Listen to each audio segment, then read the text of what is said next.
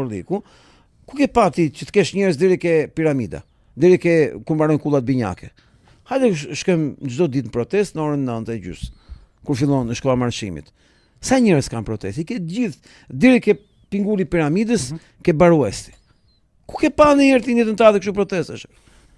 Po na urrit Tongërlliku nëse pam ato të qershorit. Jo, nuk është puna këtë Tongërlliku. Po s'ka lidhje me Tongërllikun, po flasim për situatën, gjendjen ku ndodhet Shqipëria sot, me ato se çka ka bërë politika shqiptare dhe ato që kemi folur ne për javësh, për muajsh, për vitesh që kemi folur që kemi në korrigush. Për popullimin dhe shitjen e tokës shqiptare. Detyra që kemi. A mund të jemi ne të kënaqur me këtë që po ndodh me këtë lloj proteste? Detyra që ne kemi këtu është të mbajmë të rrethuar e Tiranën. Patjetër, po a do të jemi të kënaqur vetëm me këtë? Në gush që kishin pikën më të dobët, që u përhapën lloj thashë themesh, lloj goditje që do bjeri protesto ketë më u lodhën njerëzit. Jam dakord me këtë teorinë lodhën njerëzit, po pyetja është a keni verifikuar në herën terren këtë lodhjen e njerëzve. Dhe un kam një pyetje për të gjithë. A keni ardhur në një protest? A keni pasur ratë ropt? Si ka mundësi që janë gjithë buzëqeshur, optimist? Po ti shohësh që në fytyrë ato ndriçojnë nga një lloj gëzimi, nuk janë njerëz të trishtuar, njerëz të frustruar, po ti shohësh. Janë qeshur valla. Si shpjegohet? Ne jemi ditën e ka lloj shpresë ajo protestë. Jo, nuk është se ka lloj shpresë, po themi gjë më të madhe. Njerëzit janë duke bërë rrethimin dhe kanë kuptuar që ne jemi duke mbajtur të rrethuar atë. Do thotë diku, çfarë thon ku Pierdhaj, nuk është e vërtet. Ai është u lut mend, sot ka pas takim me përfaqësuesit e Poliçanit. 50 veta nga Poliçani. Nga këto këshilla bashkiake, partie, kështu gjërash. Ja kanë dhënë dhe s'ka dalë takim. Kryeministri. Nuk ka qenë takim valla. Nuk ka qenë takim Rama, në kryeministri ka thirrur, këta i kanë bërë mut të tjerët, më fal për shprehjen se më shpëtoi, po i kanë trajtuar si ishin ata deputetë Ervin Dema, ato plerat e tjera, dhe i kanë thonë, hajde po ja u majtë ti në qytetin tonë, hajdeni. Dhe ky kishte bogati reformë territoriale me zhduk 20 e sa bashki. Ky ka për të dorëzuar, s'ka për ta bërë dot. Ke menduar ti të digjen testet e partisë nga 500 veta? Ditën që ai shpalli, atë që do të shpjegojmë ty sot që asnjë s'e ka komentuar, që është kthimi i Partisë Socialiste nga patronazhimi politik në patronazhim social. E që do të patronazhim social? Jo patronazhim elektoral, që ndodh një herë në vit. Një herë në 4 vjet, m'fal, apo një herë në 2 vjet. Patronazhim 24 orësh. Partia do kthehet në një armat fuksash që do përgjojnë jetën sociale të çdo kujt. Zyrtare kjo që po të them. Jam fut në punë për me. E ke dëgjuar këtë lajm? Jo, se kam. Unë provokoj këtë që ta ndjek. Të futet lexoj fjalimin e Ramës, jo atë të shtetit, jo të besës, më kupton logjikën. Atë të partisë. Fjalimin e dytë. Dhe është publike kjo? Ky fjalimi i Ramës, po? Çfarë thotë tekstualisht që nga që shumë i gjatë as si sekretar, unë ç'bëj, unë kam zgjidhur të punë, me kohë. Si e bëj unë? Unë marr tekstin dhe e kopjoj. Dhe hedh tek ChatGPT-ja. Dhe i them ChatGPT-s. Ma strukturo në 5 pika. Po, çka ka dashur të thonë. Ai ma strukturon 5 pika. Tash përqendrohem ke 2-3 pika. Ma analizoj këto 2-3 pika. Dhe tha, mi cito këto 2-3 pika. Pra, vi analizova tash më tregu ku i ka thonë. Dhe ishte një nga pikat patronazhimi social. Dhe u mora pastaj vetëm patronazhimi social. Po. Se lezosh e Tiranën është çmenduri. Që shpik inteligjencë artificiale, se marron punë vlla. Se dëgjosh budalliqet e tij, është film horror apo? Po, edhe i vendos edhe qëllimisht ato që të hutoj nga mesazhi që do t'japë. Se ai mesazhi e kalon tjerëve, po ne na kalon mesazh tjetër. Po që kur u shpik inteligjencë artificiale, po lodhet sa do e. Pra është kthyer bumerang këtyre inteligjencë artificiale, për ata që dinë ta përdorin si ju.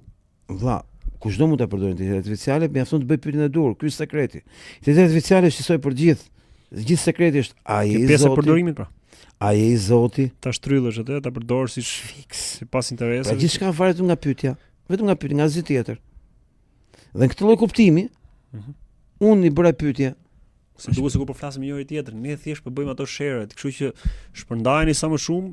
Futemi në temë. Sikur jemi në errësirë, valla, sikur po bëjmë konspiracion. Jemi transparent. Apo më duket mua nga errësira e ekranit tash. Ka ekranin. E ka fajin ekran. E ka ekranin si apo je? Puna është po ekrani tjetër. Që ka mirë, Është ekrani tjetër. Unë mos më kanë nxjerrë kështu si lop. I ka hyrë estetikë, sa ka filluar me humor, me art, me muzikë, me këto, i shef detajet kështu të gjitha. Prandaj analizon edhe po thoya.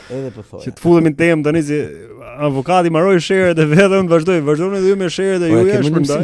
Po, si kështu duket sikur se kena merrë mësim. Ka çmarrova unë tash. Po janë detyra edhe këto pjesë e kësaj gjës, që të futemi në temë që mos i majmë njerëzit, domethënë mos i majmë shumë kështu të varur, le të themi, pa i dhënë ato përgjigje, se normalisht tu mblidhemi edhe për ata, për të se ne këtë bisedë mund ta bëjmë edhe në kafe, mund të rrim aty me orë tëra të flasim, por interesi është shumë i lartë edhe njerëzve për sa përket edhe protestës. Ideja në 2023 që bëm podcastin ishte që thoshim gjithmonë 2022 që kishim pasi mikrofon ta kishim bërë live të bisedën në kafe. Kështu ka lind podcasti i Shpresonit në janar, në 1 shtator 2023. Pastaj shpërthyen gjithë podcastet. Koncepti është që fjalimi i Ramës, që mbajti para Partisë Socialiste, fokusoi riformatimin e Partisë Socialiste. Dhe i tha që duhet të kthejmë partinë në terren. Deri i tha kemi pas shtetin, tash duhet kemi partinë, bësh ti drejtor, bësh u dhe shef punët tua, tash duhet merrem me popullin. Dhe kur dëgjon ti këtë fjalë si fillim fjali është i bukur apo? Pastaj ti dëgjon çfarë thot ai. Patronazhimin elektoral thot duhet ta kthejmë në patronazhim social. Ne duhet dim jo vetëm të dëgjojmë edhe të themi se si do votojnë, pra të dim çdo votë që futet kuti, po ne duhet ta bëjmë këtë çdo ditë, sepse tash e ka frikë protestat e përditshme. Dhe ne duhet të dim çdo hall të çdo njeriu çdo ditë të vitit. Edhe hallet familjare, edhe hallet personale, edhe problemet që kanë. Që ti shkoj me zgjidhje apo ti shkoj me presion? Por atë e zgjidhim funfaren e. Patronazhi, si tha, duhet të di çdo hall që ka shtëpia. Se në fakt fjala patronazhist, në patronazh ka qenë diçka pozitive, por këto e kanë shkatruar si praktike dhe si. Nuk ka rëndësi ç'është kuptim ka pas dikur, varet se kuptim ka sot. Më kupton logjikën. Patronazhimi social do thotë që fuksi i lagjes që ti ke në pallac, nuk do të di vetëm për këtë do votosh. Po duhet di kë ke dashnore. Duhet di ku e ble bukën. Çfarë procesi gjyqësor ke. Duhet të di çfarë kredi e ke në bankë. Duhet të di ku ke borxhe. Duhet të di çfarë problemi ke. Kë ke jashtë. Çfarë hallesh kanë ata jashtë. Fuksliku nivelit më të lartë të imagjinueshëm, pa imagjinueshëm ndonjëherë. Pra patronazhisti nuk do di vetëm për kë voton. Pa janë të gatshëm këto patronazhistë që ka ta bëjnë. Po me radhë dhe ti tash mos nuk flas më fare. Se po e the këtë, a është gati unë të jep dot vazhdimin e kësaj, zhvillimin e gjës. Çka ka kërkuar ai? Të dimë ç'kërkon edhe kush i përgjigjet. Dhe ai ka kërkuar që patronazhisti të jetë një fuks me informacion total për viktimën, që është komshiu, që është punojës si ndërmarrës, drejqe i biri. Dhe mbi të gjitha të mbajnë kontroll të vetët. Fiksohet këtë gjatë vetët. Dhe patronazhimi i ri do të përdori inteligjencën artificiale. Pra të dhënat këta do t'i hedhin në sistem që inteligjenca artificiale të bëj kontroll total, që të ushtrohet të merret pengë robi në çdo hall të jetës vet. Nga Edi Rama. Ndërkohë që ai që ndërtoi fillimisht partinë shtet, pra kur erdhi në pushtet, vuri socialistët dhe morën shtetin. Pra partia u bë shtet apo. Në fakt, ajo që ndodhi nga partia shtet u bë një transformim i madh që ndodhi u bë shtet parti, jo parti shtet. Pasi u ndërtua gjithë struktura e menaxhimit të rëndë nëpërmjet shtetit. Pra organizimi u bë në format shtetëror. Drejtoresha e shkollës kërkonte informacion nga mësuesja elektoral. Kë ke jashtë shtetit, ke pra çështje formular, kë ke punë. Pra u ndryshua nga Partia Socialiste, që nëpërmjet shtetit kontrollonte, por ama ishte partia që mblidhte patronazhimin sipas zonës. Por tani shteti? Jo, u ndryshua.